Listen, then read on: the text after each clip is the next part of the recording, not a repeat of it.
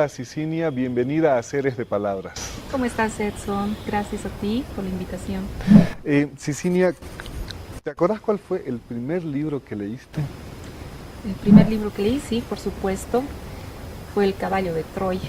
Pero la historia es bien interesante porque, bueno, yo tuve un papá muy aficionado a la lectura.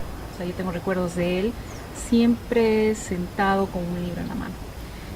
Pero aproximadamente hace unos 10 años, mi padre sufrió un derrame de mácula y quedó prácticamente ciego. Entonces yo vi como en semanas empezó a deprimirse porque bueno, ya no podía leer, no podía ver televisión, no podía hacer prácticamente las cosas que le gustaba hacer. Y un día yo le dije, papi, ¿quieres que te lea un libro? Entonces vi que él me dijo, sí, me gustaría. Porque mira, yo te digo, desgraciadamente todavía no existe el hábito de la lectura en nuestro medio, no es bien difícil. Y a mí me da vergüenza decir que empezó a leer tarde. Pero bueno, le dije, te leeré, ¿qué libro quieres que te lea? Y me dice, quiero que leas El caballo de Troya. Yo toda ingenua me voy a la librería a buscar el famoso libro y me encuentro con un libro de 500 páginas. Claro. ¿Cómo me voy a olvidar eso? Yo dije, este libro no lo voy a terminar de leer nunca. Pero mira, empecé con la lectura, 1 hora diaria, y al cabo de un mes terminamos el libro y de ahí vinieron otros y otros libros más, ¿no? Pero te puedo decir que ha sido El caballo de Troya, el libro de JJ Benítez, el que me ha introducido dentro de lo que es la narrativa fantástica, ¿no? Que es la rama con la que me identifico.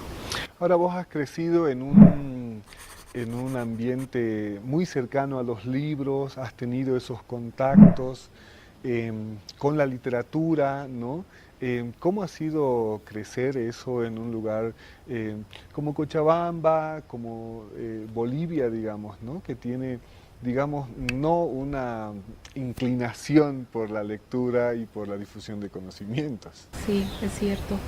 Es triste, ¿no? Más bien yo tuve la suerte de tener a un padre que era pues loco por la lectura. La mamá de mi papá, mi abuelita Rosa, era escritora, pero escribía libros para niños.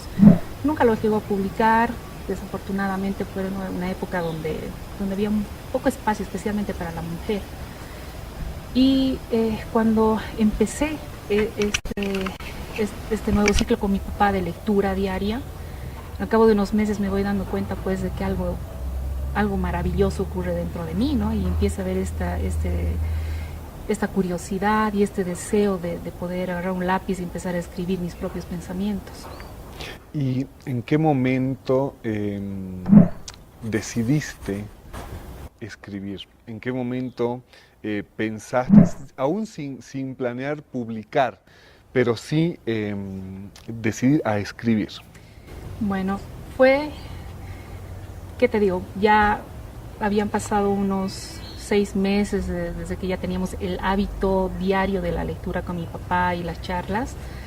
Y bueno, como te digo, ¿no? Mi cabeza como que empezó a girar en nuevas ideas, mis horizontes se ampliaron, eh, me venían ideas así de repente y le comentaba a mi papá y él era el que me decía, mira, ¿por qué no escribes? Intenta. Y yo en mi interior le decía, papi, yo no soy escritora, yo no sé nada de literatura, nunca he estudiado nada de eso, no voy a poder. Y él se molestaba y me dice, grandes escritores no han estudiado literatura y han salido adelante, escribe lo que sientes. Entonces creo que él ha sido la persona clave que me ha empujado para poder escribir. Y empecé a escribí mi primer libro, que es este, creo que ya te lo mostré antes, es El abrigo negro. Así es. Sí, este libro nace, bueno, la historia es la historia de un minero orureño y este minero se compra de la ropa usada un abrigo negro de cuero que perteneció a Hitler en la Segunda Guerra Mundial. Pero voy contando cómo el abrigo llega a manos de Hitler y cómo llega a parar en un mercado de ropa usada en Bolivia y cómo afecta la vida del minero por estas cargas energéticas en la prenda, ¿no?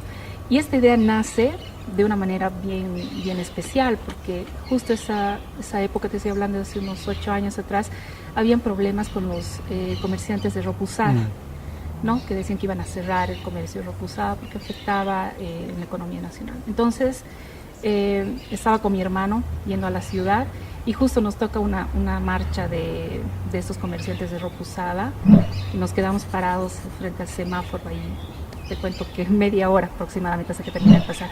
Y mi hermano me dice, pues en son de chiste, me dice, ¿te imaginas el que no ha caído ha tropezado en estos mercados? Y es cierto, todos hemos ido esto por curiosidad. Así es. ¿No? Y me dice, te puedes comprar el camisón de la reina Isabel y nunca te vas a enterar que pertenecía a la reina Isabel. Entonces yo me quedé pensando, ¿no? Y cada vez daba vueltas y cuando hablamos con mi papá le dije, ¿te imaginas, papi, si alguien va y se compra, no sé, algún uniforme de un nazi, nunca te vas a enterar que ha sido de un nazi? Y él me dice, es interesante la idea, ¿por qué no la desarrollas y la escribes? Y más bien en lugar de hablar de un soldado nazi, ¿por qué no hablas directamente de Hitler? ¿No? Entonces él fue el que me iba dando las pautas, entonces me animé y empecé a escribir un capítulo y él era el que me iba dando ideas y al cabo de unos meses pues nace el libro, ¿no? Pero no tenía idea de que se iba a publicar, yo no tenía idea, no conocía a nadie en el medio literario, o sea que no había, digamos, posibilidades en que yo imaginase que se publicara el libro. Y resulta de que mi papá seguramente comentaba con sus amigos que había escrito un libro sobre las minas. Yo también debía comentar con algunas amistades, pero resulta que unos meses recibo una llamada de la prefectura de Oruro, cuando estaba este señor Aguilar, Luis Aguilar, como prefecto, y me dicen de que estaba interesado porque había escuchado que se había escrito sobre las minas y que había escrito una mujer, que le pareció muy raro porque no había una mujer en la historia que hubiera escrito sobre las minas y quería ver el libro. Y le comenté a mi papá y le dije, ¿qué hago? No creo que les vaya a gustar por el asunto de los nazis. Me dice, mandé el libro y bueno, pasaron meses, ya no supe nada. En ese tiempo mi papá enfermó, en 2009 falleció y después de que falleció mi papá me llamaron para decirme de que bueno, me iban a hacer una publicación de 1000 ejemplares y así nació el libro, pero imagínate, yo feliz por lo que había pasado, pero también triste porque mi papá no llegó a ver el libro publicado, ¿no?